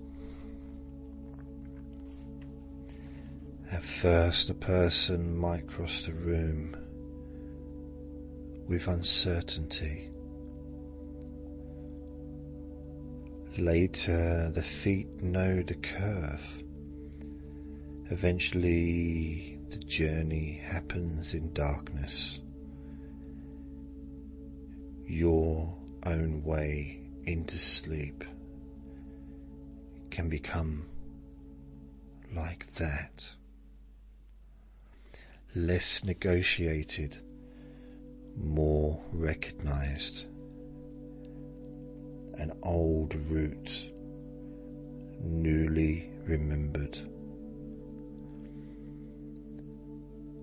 The route may begin with the bed supporting you, then sounds becoming distant, then thoughts entering drawers,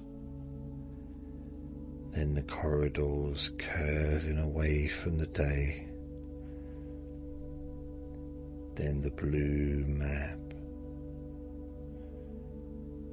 then the telescope moving out of focus. Or the order may change. The unconscious mind is free to keep only what works and discard the sequence entirely. Tonight it can discover the shortest path. Maybe the shortest path is not a path at all. Maybe it is the sudden realization that you have already arrived. That the observatory is not somewhere you travel to, but a form the sleeping mind gave to safety. The keeper may be part of your own deeper knowing. The drawers may be the mind's natural ability to postpone. The dome may be the boundary that allows a small, protected world beneath a very large sky. And the couch in the observatory may be this bed, this support, this moment. If that is so, there is nowhere else to go. You can stop travelling now. The keeper dims the remaining lamp. It does not go completely dark at once. The amber becomes copper. The copper becomes a small red thread. And the thread becomes something you remember rather than see. The stars above continue without needing an audience. There is a kind of darkness that feels like absence, and another kind that feels like shelter. This is the sheltering kind. It covers without trapping. It hides what does not need to be seen. It gives privacy to all the inner changes that prefer not to be watched.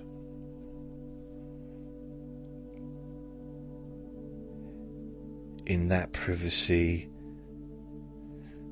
some emotion may complete a movement that was interrupted earlier. It does not have to become intense. It may simply change temperature, change shape, move further away, or become a dream that knows how to finish what waking thought could not. Only what can be processed safely needs to move. Everything else can remain protected and untouched until there is enough support, enough time, or no need to approach it at all. Your deeper mind can respect limits. It can open no door that should remain closed. It can work at the pace of safety, which is often slower than force and faster than fear expects. Tonight is not about digging into anything.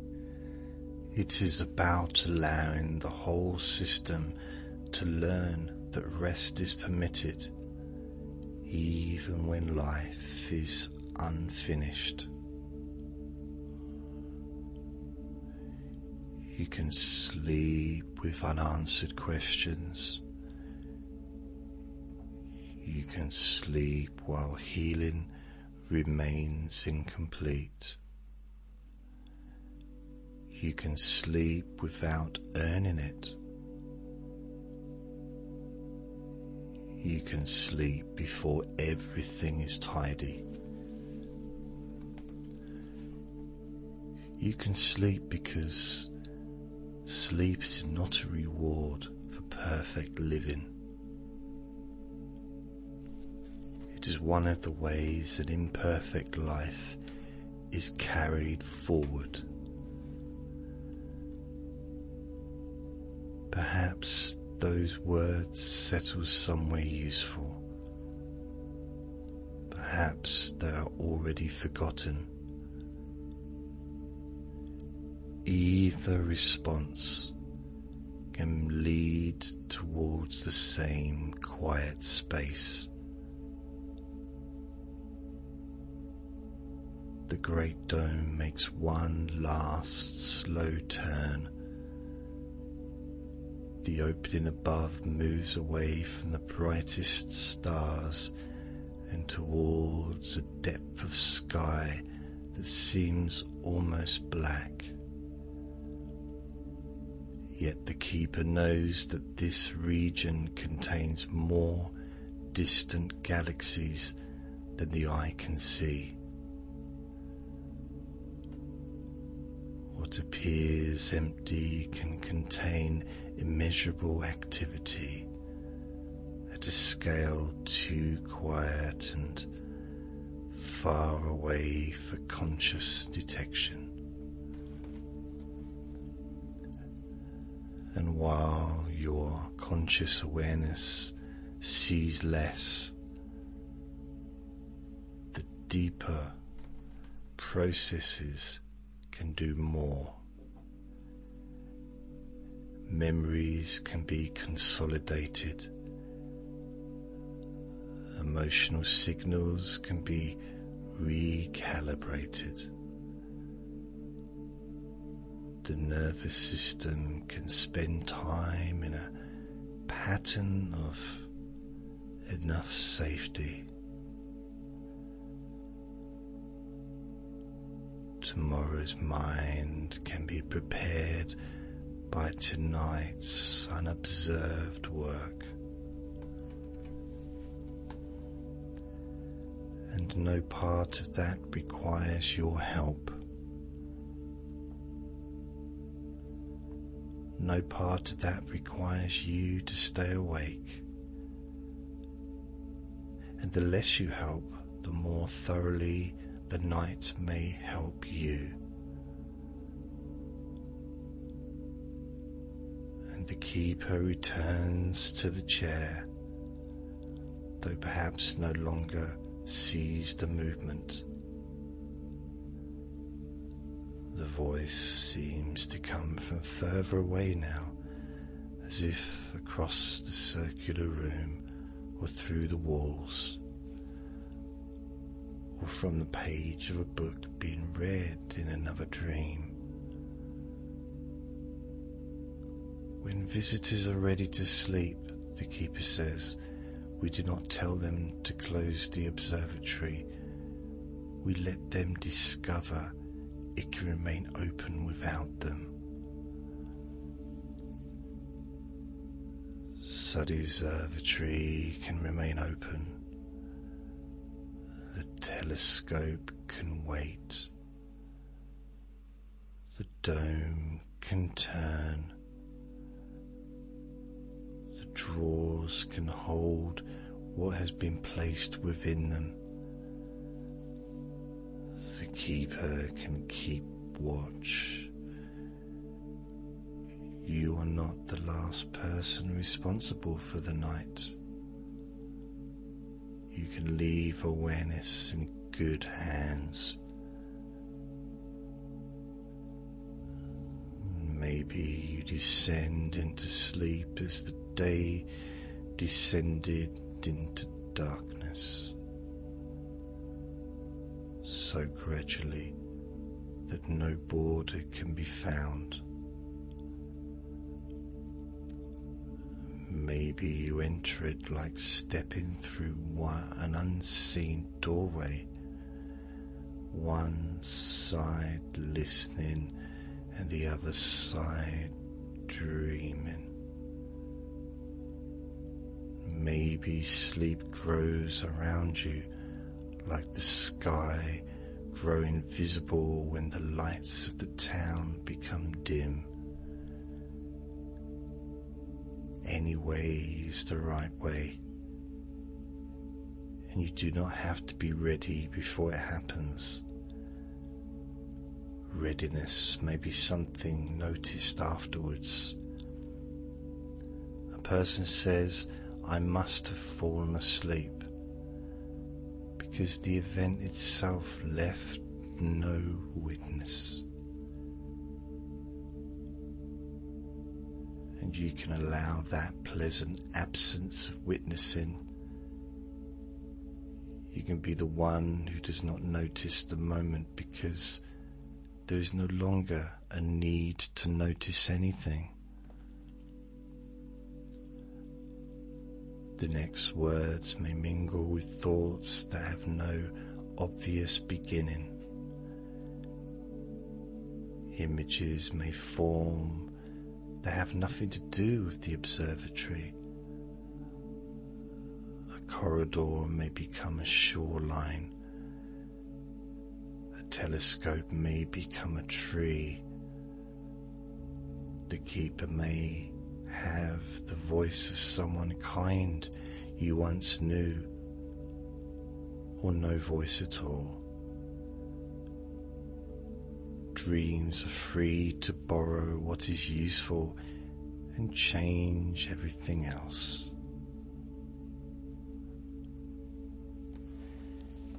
If a dream comes, it can carry you safely. If no dream is remembered, the darkness can carry you. If thoughts continue for a while, they can grow strange and disconnected, which is often the mind's way of loosening its grip on waking order. One thought may begin and never finish. Another may finish without having begun. A word can turn into a picture. A picture can become a feeling of distance. Distance can become softness. And softness can become sleep. There's no need to listen to a list of instructions. These are only possibilities passing quietly through. You can choose none of them or all of them and still allow the right one to choose you. Maybe you're asleep now. Maybe sleep is close enough to hear these words for you. Maybe the difference has already become meaningless. No need to decide, no need to know, no need. The keeper's lamp becomes a point, the point becomes a memory, and the memory becomes darkness.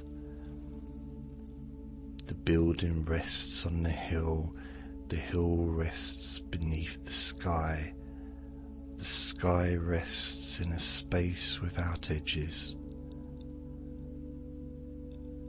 and all of it can rest inside a mind that no longer has to contain anything deliberately. And let the next thought be unfinished. Let the next image carry you away. Let the next stretch of silence become longer than expected. And if you hear more words, you can only remember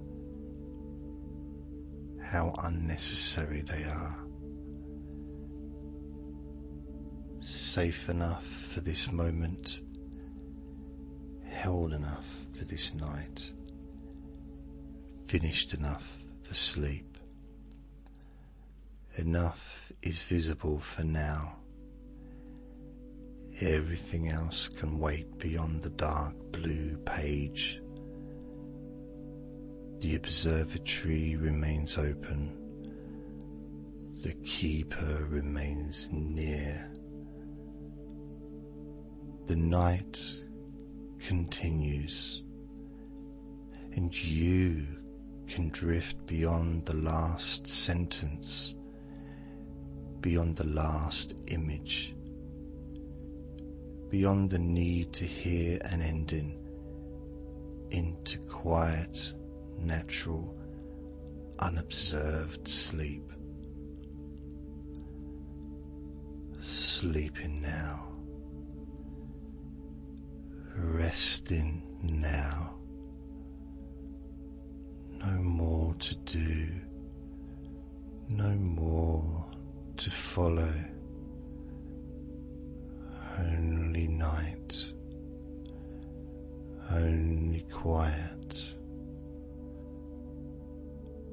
only sleep.